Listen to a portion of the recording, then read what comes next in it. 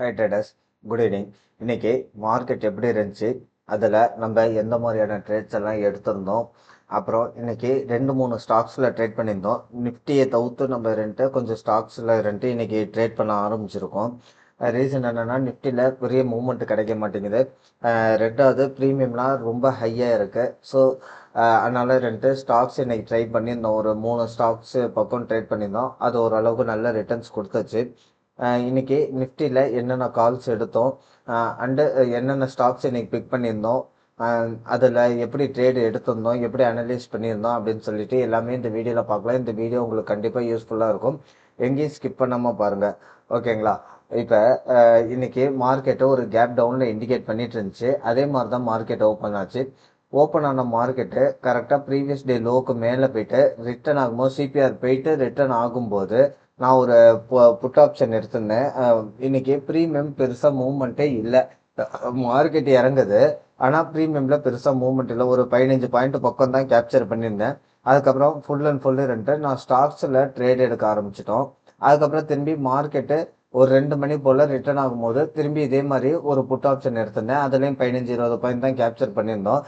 இந்த புட் ஆப்ஷனுக்கு எடுத்த ரீசன் என்னன்னு பார்த்தீங்கன்னா, மார்க்கெட்டு கேப் டவுனில் ஓப்பன் ஆகிட்டு ப்ரீவியஸ் டே லோக்கு கீழேயும் வந்துருச்சு ஓப்பனிங்கு. ஸோ மார்க்கெட்டு சிபிஆர் வரைக்கும் போயிட்டு ரிவர்ஸ் ஆகுறதுக்கு அதிக வாய்ப்பு இருக்குது. அதே மாதிரி தான் மார்க்கெட் சிபிஆர் வரைக்கும் போயிட்டு ரிவர்ஸ் ஆகும்போது திரும்பி ப்ரீவியஸ் டே லோவை இந்த இடம் பிரேக் பண்ணிவிட்டு இந்த இடத்துல நம்ம என்ட்ரி போட்டுட்டு இருந்தோம். அதுதான் இன்னைக்கு நம்ம என்ட்ரி எடுத்ததுக்கு முக்கியமான ரீசனு. இப்போ சிபிஆரையும் நம்ம பெருசாக யூஸ் பண்ண முடியாது. ரீசன் என்னன்னா, சிபிஆர் எதை வச்சு டிட்டர்மின் ஆகும்னா previous day open high low close இதை வச்சு தான் சிபிஆர் டிட்டர்மின் ஆகும். இப்போ க்ளோஸ் கொஞ்சம் டிஃப்ரெண்ட்டாக இருக்கிறனால எந்த ஒரு இண்டிகேட்டருமே மார்க்கெட்டு ஓப்பன் ஆகி சஸ்டெயின் ஆகுற வரைக்கும் கரெக்டாக ட்ரேட் ஆகாது, ஓகேங்களா? ஸோ சிபிஆரை பேஸ் பண்ணி தான் நம்ம எடுப்போம். பட் சிபிஆராக ஒரு ரெஃபரன்ஸ் வேலையை இன்னைக்கு வச்சுருந்தோம். பட் அது இனிமேட்டு பெருசாக யூஸ் ஆகாது. கொஞ்ச நாள் மார்க்கெட் சஸ்டெயின் ஆகுற வரைக்கும் அப்படி தான் இருக்கும். இப்போ முன்னைக்கு இப்போ பரவாயில்ல, திங்கக்கிழமை ஒரு 200 பாயிண்ட் ப்ளஸில் முடிஞ்சு, திரும்பி செவ்வாய்க்கிழமை ஒரு 200 பாயிண்ட் ப்ளஸில் முடிஞ்சு, நேற்று இன்னைக்கு எல்லாம் ஓரளவுக்கு நிஃப்டி ஃப்ளாட்டாக தான் முடிஞ்சிருக்கு. ஒன்றும் பெரிய மூவ்மெண்ட் கொடுத்து முடிக்கலை. இந்த ஃபஸ்ட்டு 2-3 நாளைக்கு நடந்த மூவ்மெண்ட்டு இப்போ நிஃப்டியில் கொஞ்சம் குறைஞ்சிருக்கு. இது போக போக செட்டில் டவுன் ஆகும். அதே மாதிரி எக்ஸ்பிரி அன்னைக்கு ப்ரீமியம் அதிகமாக இருக்குது, அதுவும் ஓரளவுக்கு செட்டில் டவுன் ஆகும். அது வரைக்கும் நம்ம ஸ்டாக்ஸில் ட்ரேட் பண்ணுறது கொஞ்சம் பெட்டராக இருக்கும், ஓகேங்களா? ஆனால் மூவ்மெண்ட்டு பெருசாக இருக்க மாட்டேங்குது. ஆப்ஷன்ஸில் பெரிய மூவ்மெண்ட் இருக்க மாட்டேங்குது. பார்ப்போம் எப்படி இப்போ வர நாட்களில் இருக்க அது என்ன நடக்குதுன்னு பார்ப்போம். இதுதான் நம்ம நிஃப்டியில் இன்னைக்கு எடுத்த ட்ரேடு. நம்ம டெலகிராம் குரூப்பில் இப்போ நாளையிலேருந்து, அதாவது மண்டேலேருந்து நான் ஸ்டாக்ஸ் மட்டும் ரெக்கமெண்ட் பண்ணலான்ட்டு இருக்கேன். நான் என்ன ஸ்டாக்ஸ் ட்ரேட் எடுக்கிறேனோ அந்த ஸ்டாக்ஸை ரெக்கமெண்ட் பண்ணலான்னு இருக்கேன். ஏன் நம்ம ஆப்ஷன்ஸ் ரெக்கமெண்ட் பண்ணுறது இல்லைன்னா, ஆப்ஷன்ஸ் அதிக வொலட்டாலிட்டி இருக்கிற இது ஸ்டாப் லாஸ் ட்ரிகர் ஆச்சுன்னா அது லாஸ் ஆகுறதுக்கு அதிக வாய்ப்பு இருக்குது. ஸோ அதனால தான் நான் ஆப்ஷன்ஸ் ரெக்கமெண்ட் பண்ணுறதில்ல. ஸ்டாக்ஸ் அப்படி இல்லை, ஓரளவுக்கு டீசெண்டாக இருக்கிறனால நான் அதை உங்களுக்கு ரெக்கமெண்ட் பண்ணுறேன். இது நம்மளோட டெலகிராம் சேனல், இதில் ஜாயின் பண்ணிக்கோங்க, ஓகேங்களா? ஓகே, இன்னைக்கு என்னென்ன ஸ்டாக்ஸ் எடுத்திருந்தோம்னா, ஹீரோ மோட்டோ கார்ப் எடுத்திருந்தோம்.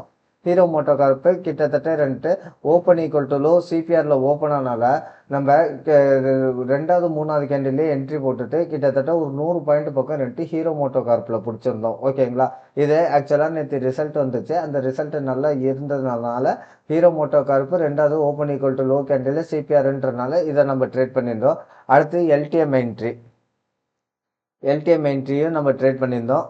மார்க்கெட்டும் மார்னிங்கே நல்ல ஒரு ரைஸ் ஆகிட்டு ரீடெஸ்ட்டுக்கு ப்ரீவியஸ் டே ஹை வந்துட்டு ஏறும்போது கரெக்டாக இதுலேயும் ஒரு 70 பாயிண்ட் பக்கம் நம்ம நல்லா கேப்சர் பண்ணியிருந்தோம். நல்ல ஒரு ரேலி எல்டிஎம் என்ட்ரியில்.